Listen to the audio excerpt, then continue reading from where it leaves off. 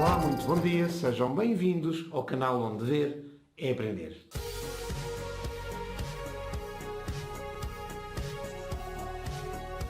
Vou-vos mostrar como é que pintei de forma muito livre este quadro, que na prática demorou cerca de 40 minutos a pintar.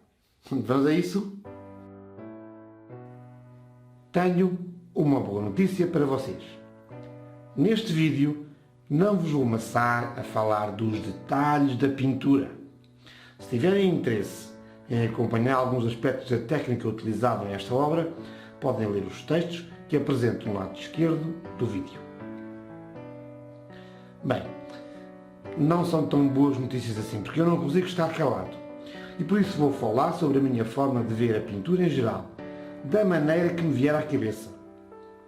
Em primeiro lugar, quero dizer que a pintura a óleo não é difícil. Sobretudo quando, na arte moderna, se aceita como bom todo o tipo de técnicas. E o que mudou para que qualquer borratada, estou a exagerar, possa ser vista como uma obra de arte? Bem, felizmente, nem todas as borratadas são pinturas. Por exemplo, algumas das minhas não passam mesmo disso. Erros grosseiros. Vamos voltar atrás no tempo para falar de Leonardo da Vinci e Miguel Ângelo, só como exemplo. Eles foram grandes artífices, dominavam a técnica de pintura que aprenderam na oficina da mesma forma como outros aprendiam outros ofícios.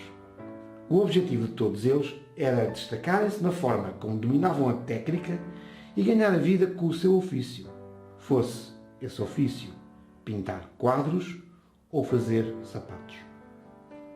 E foram tão bons naquilo que aprenderam que atingiram o nível de mestre mesmo enquanto foram vivos. É mais raro do que parece. E assim ultrapassaram a barreira do tempo.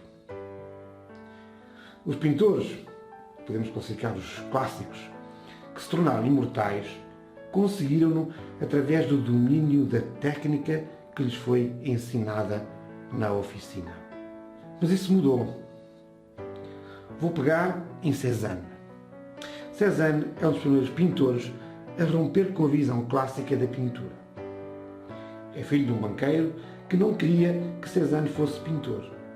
Talvez porque, com o aparecimento da fotografia e com os primeiros passos do cinema, ao mesmo tempo que se enfraquecia o poder da nobreza do clero, o pai de Cézanne não visse na pintura uma profissão de futuro para o seu filho. Cézanne ainda iniciou o curso de Direito, mas a sua vontade de ser pintor foi mais forte e nem tudo foram rosas. Os seus primeiros trabalhos, foram recusados no Salão Oficial em 1864 e 1866, porque mostravam algumas divergências face àqueles cânones clássicos que ainda perduravam nas cabeças dos jurados do salão.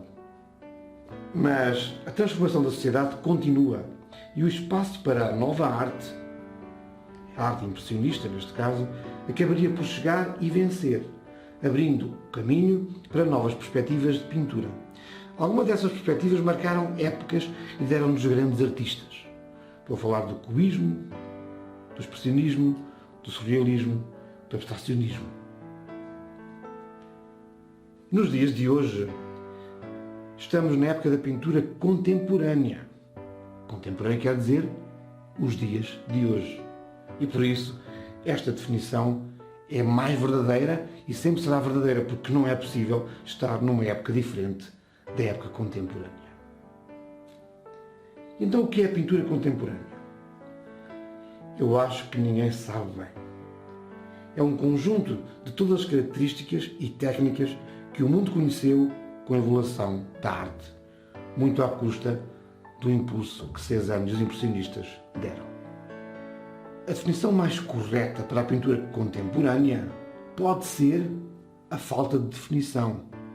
Não se caracteriza, não se explica, apenas se sente. E como cada um de nós se sente de maneira diferente, não podemos dizer em consciência que uma obra é bem executada ou mal executada. Ao contrário do ofício que ensinou a arte de fazer sapatos, que apesar das mudanças no mundo, continua a cumprir o mesmo objetivo, ou seja, calçar, fazer andar as pessoas, conseguimos ver um defeito no sapato se ele estiver mal feito.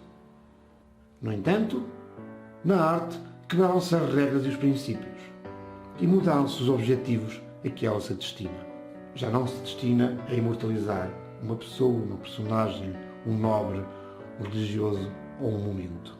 Hoje, uma borratada pode provocar sentimentos agradáveis e ser comprada pelo simples gosto de quem paga, atingindo assim um nível de obra de arte.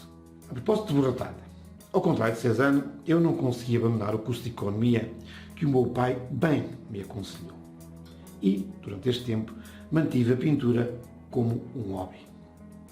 Agora, ao chegar à idade da reforma, o hobby ganhou espaço e quero aproveitar para fazer o que me apetece, desenhar e pintar. A pintura e o desenho fazem com que me sinta bem. É isso que me interessa. Eu é que defino se o que faço é borratada ou é pintura. E quando não gosto, deito fora ou pinto por cima. Alguns dos meus quadros têm 7 ou 8 versões por baixo. E não estou a falar apenas de ajustamentos, mas de obras completamente diferentes, umas em cima das outras. Esta figura que vos estou a mostrar neste vídeo é a terceira tentativa. A primeira, esqueci-me de filmar, e a segunda, não gostei.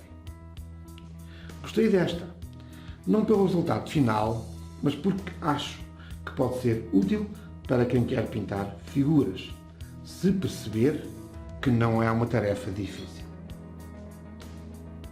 Na prática, basta ir colocando tinta no pincel e avançar de forma intuitiva. Modular a forma, através das luzes e das sombras, até chegar ao ponto que nós queremos. Este exercício é fundamental para mim, para eu me divertir, para eu me sentir bem. Para tornar a coisa mais fácil, não segui qualquer modelo. Utilizei proporções que ao longo do tempo descobri que eram as corretas. E fiz uma figura com base na minha imaginação. Assim, ela é mais livre e não tem que seguir as linhas e cores de um determinado modelo. Acabem com as regras. Se chegares ao fim deste vídeo, quando olhares para a obra final, não pretendo que avalies a pintura à luz da teoria clássica. Se tu não gostares, pensa que alguém, eu por exemplo, pode gostar. E é com essa perspectiva que acredito seja mais fácil para ti, como é para mim, pintar sem medo de errar. Outro conselho: não tentes imitar esta obra ou qualquer outra obra que te apresentem no YouTube. Entende os conceitos base. Interpreta o tema à tua maneira e constrói a tua obra para tu gostares.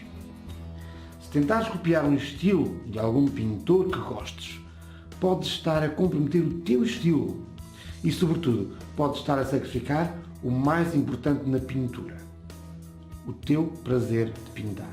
Mesmo que não gostes desta pintura, se te deixei a pensar em qual o caminho que tens a seguir, isso já é mais do que suficiente para justificar ter feito este tutorial e para ficar satisfeito e recompensado pelo esforço. Se encontraste uma razão, ainda que pequena, para dar um like, não te inibas. Eu gosto de likes. Subscreve este canal em que eu faço e mostro que gosto. E se tiveres uma opinião sobre esta cena da arte contemporânea, comenta, que eu respondo como deve ser e sinceramente. Obrigado por tudo, obrigado por veres. Diverte com a arte, diverte com a pintura, diverte com as tuas ideias.